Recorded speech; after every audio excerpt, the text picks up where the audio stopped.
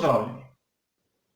Danes v mnogih medijih, na mnogih forumih beremo, kako so pravilniki Formule 1 preveč omejujoči, kako se voznikom Formule 1 ne pusti sploh dirkati, kako ti komisarji so malodane podaljški določenih ekip in malodane prirejajo rezultate dirk.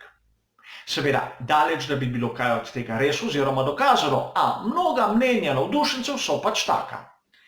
Mnogi si tudi želijo tiste situacije, ki je bila v preteklosti, ko se je pustilo voznikom Formule 1, da dirkajo. A do kaj je pripeljalo tega v preteklosti? To zadev, katerih mnogi navdušenci sploh ne poznajo. Namreč v preteklosti se je zgodilo to, da so vozniki Formule 1 pravico vzeli v svoje roke, kar pa hočeš nočeš ni dobro. Sam trdim, da pravila so lahko dobra ali slaba in jih moramo spoštovati in prvi sem, ki kritizira razne odločitve komisarjev, a še zmeraj pravim, da slaba odločitev je boljša kot nikakršna odločitev. Pa poglejmo, kaj je bilo v preteklosti več kot 40 let od tega v sezoni 1978. Začnimo s tistim začetkom zgodbe, s tistimi znanimi dejstvi. Velika nagrada Italije, tista dirka, kjer je Ronnie Peterson umrl. Vse se je začelo na štartu. Znano je bilo dejstvo, da takrat štarter daje znak za začetek dirke, še preden tisti zadaj so pravzaprav na svojih mestih. To se pravi, tisti, ki so začeli dirko spredaj, so začeli z mesta, tisti zadaj pa še z rahlega premikanja. To se pravi, bolj ko si bil zadaj, boljše si štartov. Ronnie Peterson je bil 5. na štartnem razporedu, James Hunt 10. Mladi italijanski voznik Riccardo Patrese pa na 12. mestu. In takrat 23 let je bila rosna mladost v Formuli 1, da ne bo kakih dvomov. In Patrese je bil seveda pod pritiskom, hotel se je dokazati, rabil je rezultate in seveda njegova domača dirka je bila ena izmed tistih priložnosti, ki bi moral zablesteti. Uspel mu je fantastičen štart in James Hunt ga je videl v zračnem ogledalu, kako prihaja mimo njega z nezmerno hitrostjo.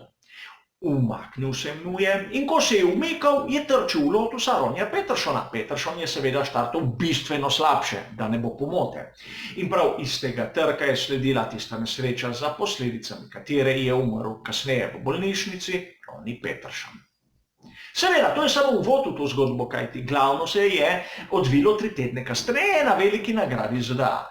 Mnogi vozniki so mislili, da Riccardo Patrese pač vozi preveč nevarno, da mu je treba dati lekcijo, da mu je treba pokazati, da se tako ne vozi. FIA ni rekla nič, ne, da ja, ne. Grand Prix Drivers Association, GPDA, je dala prošnjo, naj FIA ukrepa, seveda ni kot ponavadi.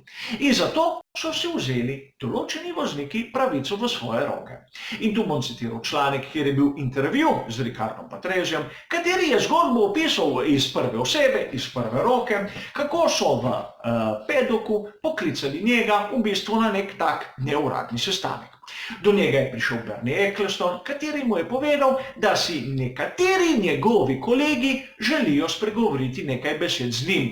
In vsakdo izmed nas si bo sedaj mislil, kdo pa so bili ti kolegi, ki si so upali kaj takega.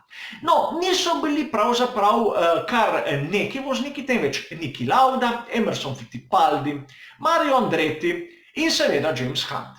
Zdraven naj bi bil tudi Jody Scheckter, tako pravi Patrese, in povedali so mu nekaj, da za njih on vozi nevarno in da ga naučijo lekcije, zahtevajo od njega naj odstopi od te velike nagrade Združenih držav.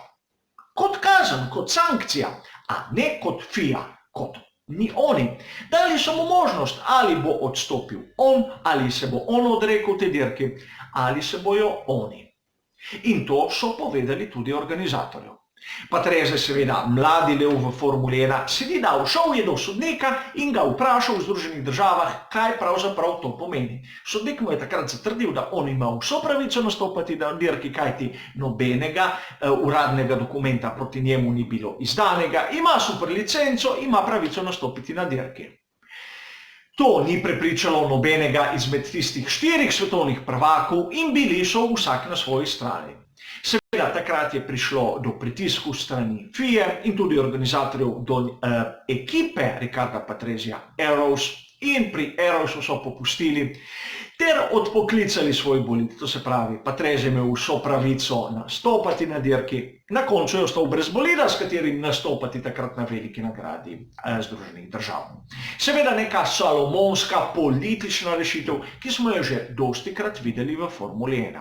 A uradne raziskave, uradnega mnenja FIA še danes o tem incidentu ni.